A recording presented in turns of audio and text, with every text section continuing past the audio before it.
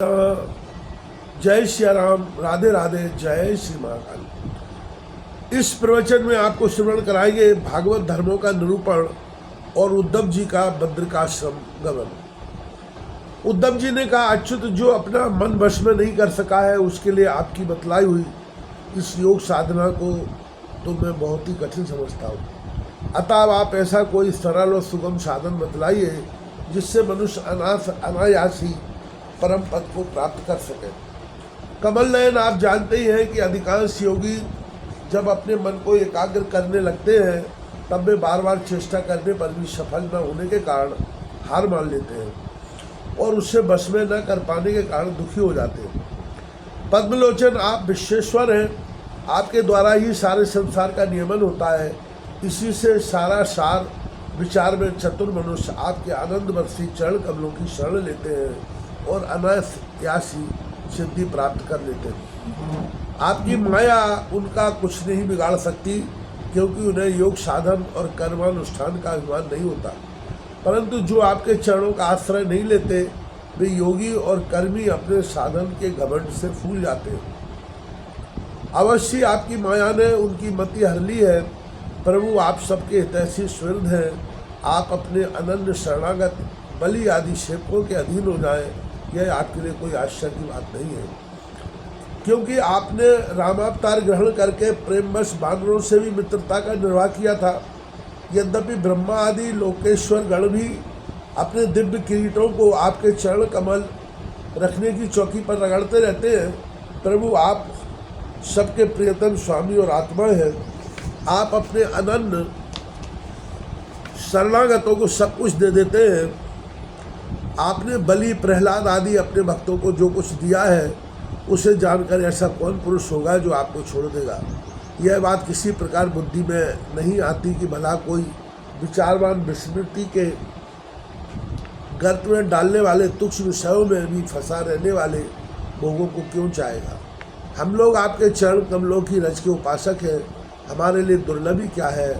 भगवान, आप समस्त प्राणियों के अंतःकरण में अंतर में अंतर्यामी रूप से और बाहर गुरु रूप से स्थित होकर उनके सारे पाप ताप मिटा देते हैं और अपने वास्तविक स्वरूप को उनके प्रति प्रकट कर देते हैं। बड़े बड़े ब्रह्मज्ञानी ब्रह्मा जी के समान लंबी आयु पाकर भी आपके उपकारों का बदला नहीं चुका सकते।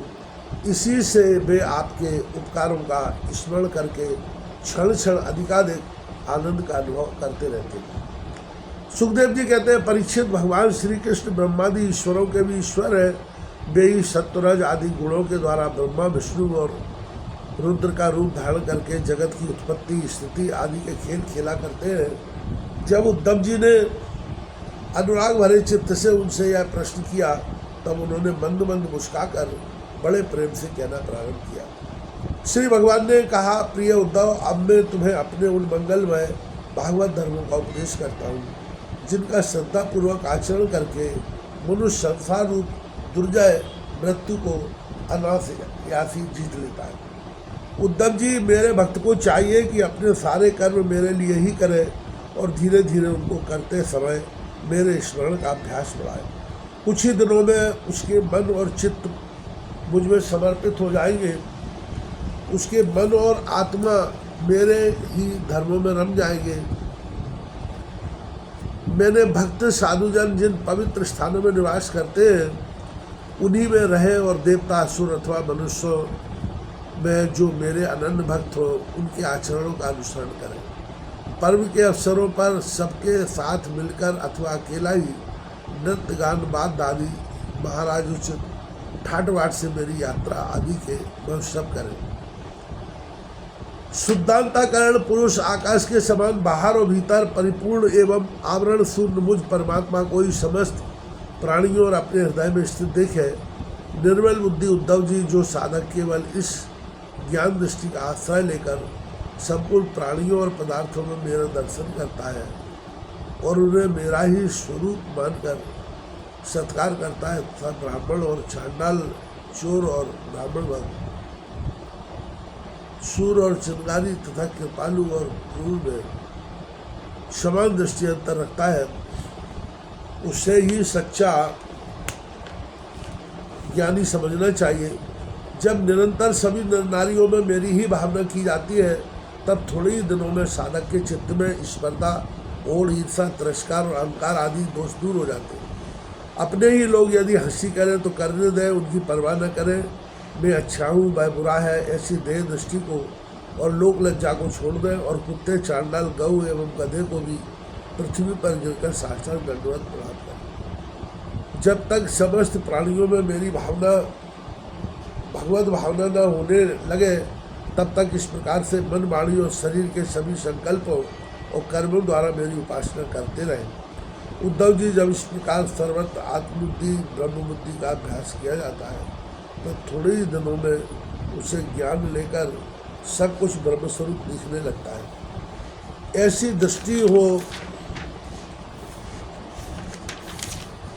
दृष्टि हो जाने पर सारे संशय संदेह अपने आप निवृत्त हो जाते हैं और वह सब कहीं मेरा साक्षात्कार करके संसार दृष्टि से उपराम हो जाता है। मेरी प्राप्ति के जितने साधन हैं, उनमें मैं तो सबसे श्रेष्ठ साधन यही समझता हूँ कि समस्त प्राणियों और पदार्थों में मन, वाणी और शरीर की समस्त वृत्तियों से मेरी ही भावना की जाए। उद्धव जी, यही मेरा अपना भागवत धर्म है। इसको एक बार आरंभ कर देने के बाद फिर किसी प्रकार की विघ्न बाधा इसमें रत्ती भर भी अंतर नहीं पड़ता, क्योंकि यह धर्म निष्काम है और स्वयं मैंने ही इसे निर्गुण होने के कारण सर्वोत्तम निश्चय किया है। भागवत धर्म में किसी प्रकार की त्रुटि पड़नी तो दूर रही, यदि इस धर्म का साधक भय, शोक आदि के अवसर पर होने वाली भावना और उन्हें पीटने, भागने जैसा निरर्थक कर्म भी निष्काम भाव से मुझे समर्पित कर दे, तो वे भी मेरी प्रसन्नता के कारण धर्म बन जाते हैं। विवेकियों के विवेक और चतुरों की चतुराई का पराकाष्ठा इसी में है कि वे सब विनाशी और असत्य शरीर के द्वारा मुझ अविनाशी एवं सत्य तत्व को प्राप्त कर लें। उद्धव जी, यह संपूर्ण ब्रह्म विद्या का रहस्य मैंने संक्षेप और विस्तार से तुम्हें सुना दिया। इस रहस्य को समझना मनुष्यों की तो कौन का है, देवताओं के लिए भी अत्यंत कठिन है। मैंने जिस सुस्पष्ट एवं युक्तियुक्त ज्ञान का वर्णन बार बार किया है, उसके मर्म को जो समझ लेता है, उसके हृदय की संशय ग्रंथियाँ छिन्न हो जाती हैं और वह मुक्त हो जाता है। मैंने तुम्हारे प्रश्न का भली भांति उत्तर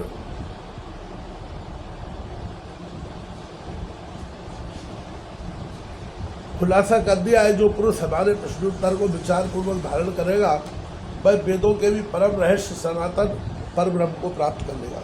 जो पुरुष मेरे भक्तों को इससे भली भांति स्पष्ट करके समझाएगा, उस ज्ञानदाता को मैं प्रसन्न करके अपना वास्तविक स्वरूप तक दे डालूंगा, उसे आत्मज्ञान करा दूंगा। उद्धव जी, यह तुम्हारा और मेरा संवाद स्वयं तो परम पवित्र है ही, दूसरों को भी पवित्र करने वाला है।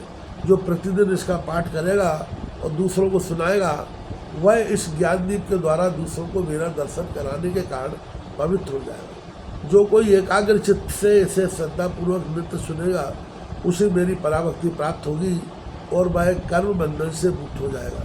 प्रिय सखे, तुमने भली भांति ब्रह्म का स्वरूप समझ लिया ना, और तुम्हारे चित्त का मोह एवं शोक दूर हो गया ना, तुम इससे दाम्भिक, नास्तिक, ज्ञान, नास्तिक, शठ, असंतालु, भक्तिहीन और उद्धत पुरुष को कभी मत देना। जो इन दोषों से रहित हो, ब्राह्मण भक्त हो, मेरा प्रेमी हो, साधु स्वभाव और जिसका चरित्र पवित्र हो, उसी को यह प्रसंग सुनाना चाहिए। यदि शूद्र और स्त्री भी मेरे प्रति प्रेम भक्ति रखते हो, तो उन्हें भी इसका उपदेश करना चाहिए। जैसे दिव्य अमृत पान कर लेने से कुछ भी पीना शेष नहीं रहता, वैसे ही यह जान लेने पर जिज्ञासु के लिए और कुछ भी जानना शेष नहीं रहता। प्यारे उद्धव, मनुष्यों को ज्ञान, कर्म, योग, वाणिज्य और राज दंडादि से क्रमशः मोक्ष, धर्म, काम और अर्थरूप फल प्राप्त होते हैं, परंतु तुम्हारे जैसे अनन्य भक्तों के लिए वह चारों प्रकार का फल केवल मैं ही हूँ। जिस समय मनुष्य समस्त कर्मों का परित्याग करके मुझे आत्मसमर्पण कर देता है, उस समय वह मेरा विशेष माननीय हो जाता है और मैं उससे उसके जीवन से छुड़ाकर अमृत स्वरूप मोक्ष की प्राप्ति करा देता हूँ और वह मुझसे मिलकर मेरा स्वरूप हो जाता है। सुखदेव जी कहते हैं, परीक्षित,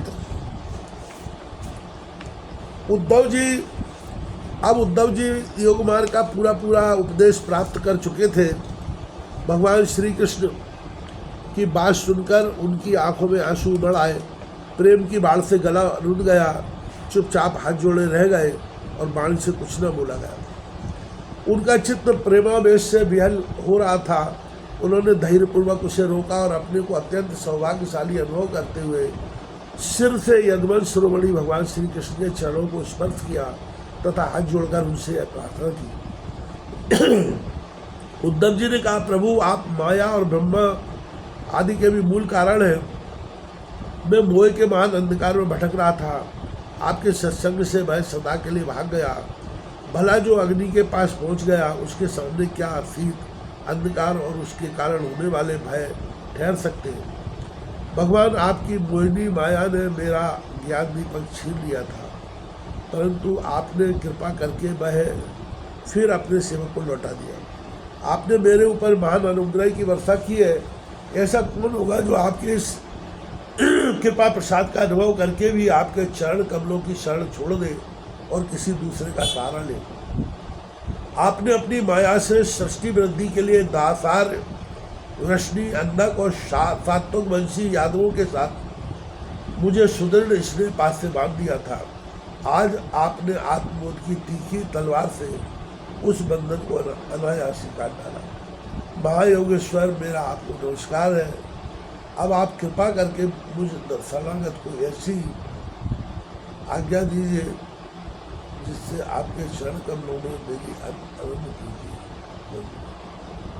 भगवान श्री कृष्ण ने कहा, उद्धव जी अब तुम मेरी आज्ञा से बदली वन में चले जाओ। वहाँ मेरा ही आश्रम है। वही मेरे चरण कमलों के धोबन गंगा जल का स्नान पान के द्वारा सेवन करके तुम पवित्र हो जाओगे। अलकनंदा के दर्शन मात्र से तुम्हारे सारे पाप ताप नष्ट हो जाएंगे। प्रिय उद्धव, तुम माँ वृक्षों की छाल पहनना, वन के कंदमूल फल खाना और किसी भोग की अपेक्षा न रखकर निष्प्रय वृत्ति से अपने आप में मस्त रहना। सर्दी गर्मी सुख दुख जो कुछ आ पड़े उसे तुम सम रहकर सहन करना।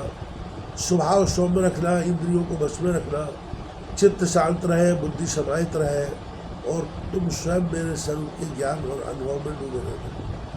मैंने तुम्हें जो कुछ शिक्षा दी है उसका एकांत में विचारपूर्वक अनुभव करते रहना। अपनी वाणी और चित्त मुझ में ही लगाए रखना और मेरे बतलाए हुए भागवत धर्म में प्रेम से रम जाना।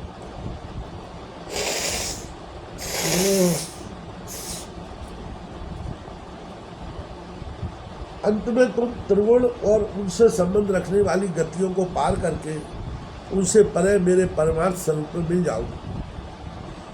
श्री सुखदेव जी कहते हैं, परीक्षित, भगवान श्री कृष्ण के स्वरूप का ज्ञान संसार के भेद भ्रम को छिन्न भिन्न कर देता है। जब उन्होंने स्वयं उद्धव जी को ऐसा उपदेश किया तो उन्होंने उनकी परिक्रमा की और उनके चरणों पर सिर रख दिया। इससे संदेह नहीं कि उद्धव जी संयोग वियोग से होने वाले सुख दुख के जोड़े से परे थे, क्योंकि वे भगवान के निर्द्वंद चरणों की शरण ले चुके थे। फिर भी वहाँ से चलते समय उनका चित्त प्रेम और इसमें भर गया। उन्होंने अपने नेत्रों की झरती हुई अश्रु धारा से भगवान के चरण कमलों को भिगो दिया। परीक्षित, भगवान के प्रति प्रेम करके उसका त्याग करना संभव नहीं है। उन्हीं के वियोग की कल्पना से उद्धव जी कातर हो गए, उनका त्याग करने में समर्थ न हुए। बार बार विहल होकर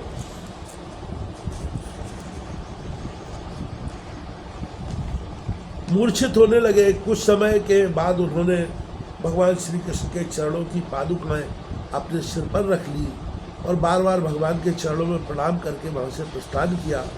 भगवान के परम प्रेमी भक्त उद्धव जी हृदय में उनकी दिव्य छवि धारण किए बद्रिकाश्रम पहुँचे और वहाँ उन्होंने तपोमय जीवन व्यतीत करके जगत के एकमात्र सहसी भगवान श्री कृष्ण के उपदेशानुसार उनकी स्वरूपभूत परम गति प्राप्त की। भगवान शंकर यदि योगेश्वर भी सच्चिदानंद स्वरूप भगवान श्री कृष्ण के चरणों की सेवा किया करते हैं, उन्होंने स्वयं श्री मुख से अपने परम प्रेमी भक्त उद्धव के लिए इस ज्ञानामृत का वितरण किया। यह ज्ञानामृत आनंद महासागर का सार है। जो श्रद्धा के साथ इसका सेवन करता है वह तो मुक्त हो ही जाता है, उसके संग से सारा जीवन मुक्त हो जाता है। परीक्षित जैसे जैसे भौरा विभिन्न पुष्पों से उसका सार तार मधु संग्रह कर लेता है, वैसे स्वयं वेदों को प्रकाशित करने वाले भगवान श्री कृष्ण ने भक्तों को संसार से मुक्त करने के लिए यह ज्ञान और विज्ञान का सार निकाला है। उन्होंने जरा रोगादि भव की निवृत्ति के लिए श्री क्षीर समुद्र से अमृत भी निकाला था तथा उन्हें क्रमशः अपने निवृत्ति मार्ग और प्रवृत्ति मार्ग भक्तों को पिलाया। यही पुरुषोत्तम भगवान श्री कृष्ण सारे जगत के मूल आधार हैं। मैं उनके चरणों में नमस्कार करता हूँ।